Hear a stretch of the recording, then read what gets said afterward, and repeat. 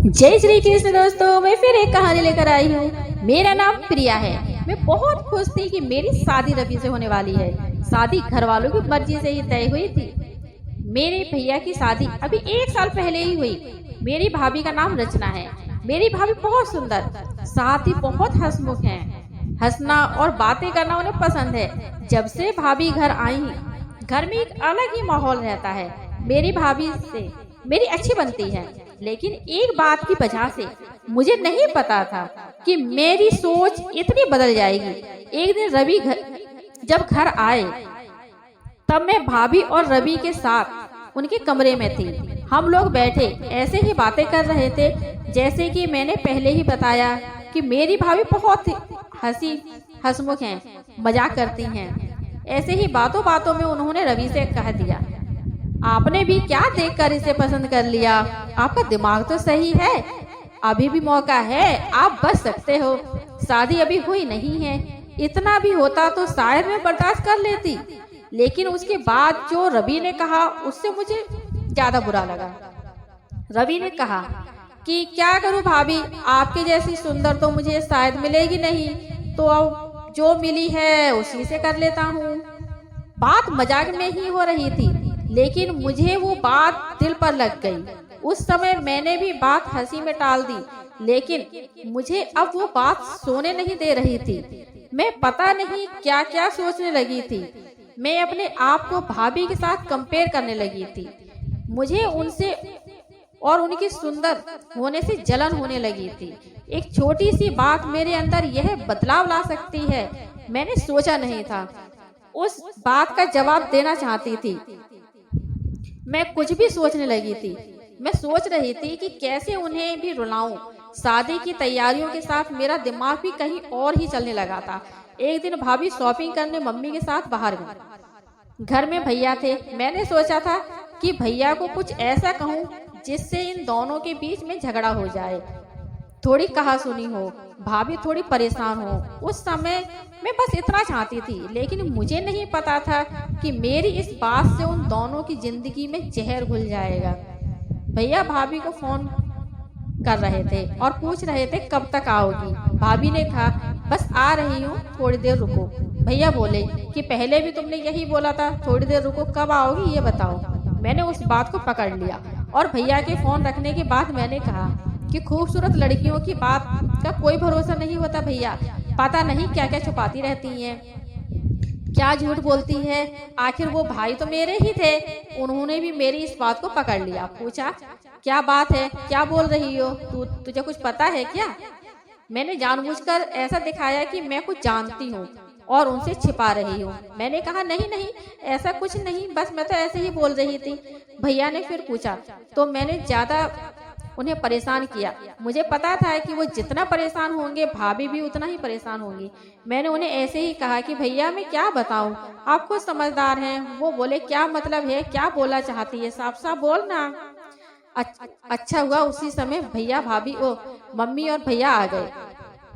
भाभी आई, मुझे बहुत खुशी थी कि चलो मेरा काम तो हो गया।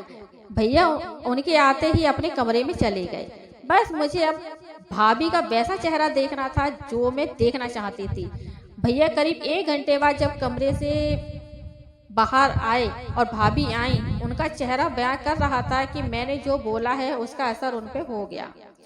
भैया का भी मुंह उतरा हुआ था। उस दिन से भाभी का बोलना और हंसना कम हो गया। भाभी का मुंह उतरा रहता था। मैं पता नहीं कैसे इतनी कठोर हो गई थी कि उनके आंसू से मुझे खुशी मिल रही थी। भैया और भाभी में सब कुछ ठीक नहीं, इस बात का हमारे घर वालों को सबको पता चल गया था।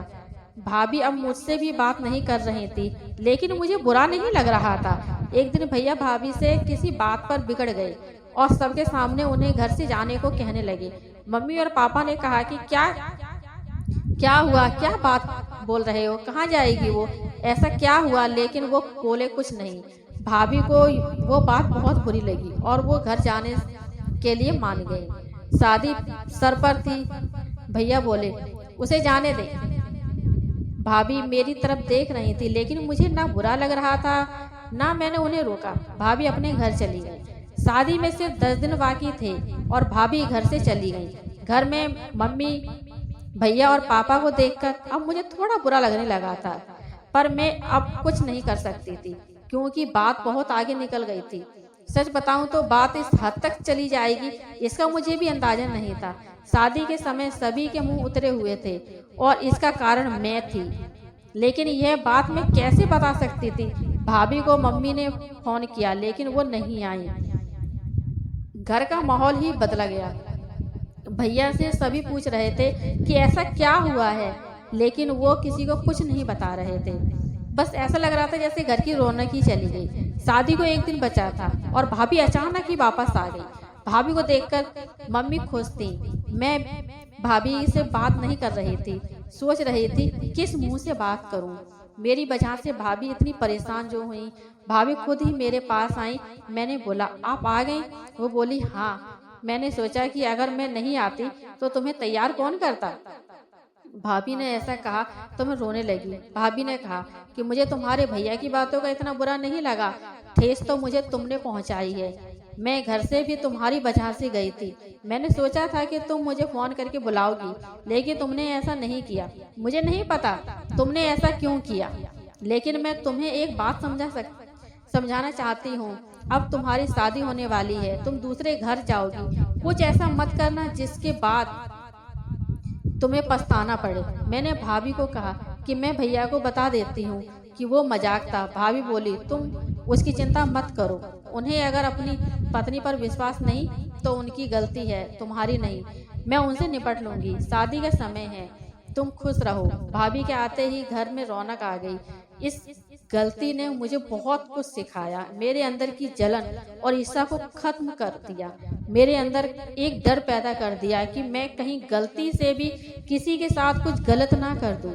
भाभी मेरी जैसी नहीं है, मुझे पता है वो भैया को भी संभाल लेंगी। मैंने भाभी के साथ इतना कुछ किया, लेकिन उन्होंने अपना फर्ज निभाना नहीं भूली। यह बताया कि यह सब मेरी गलती है। भगवान ऐसी भाभी सबको दे। Thank you.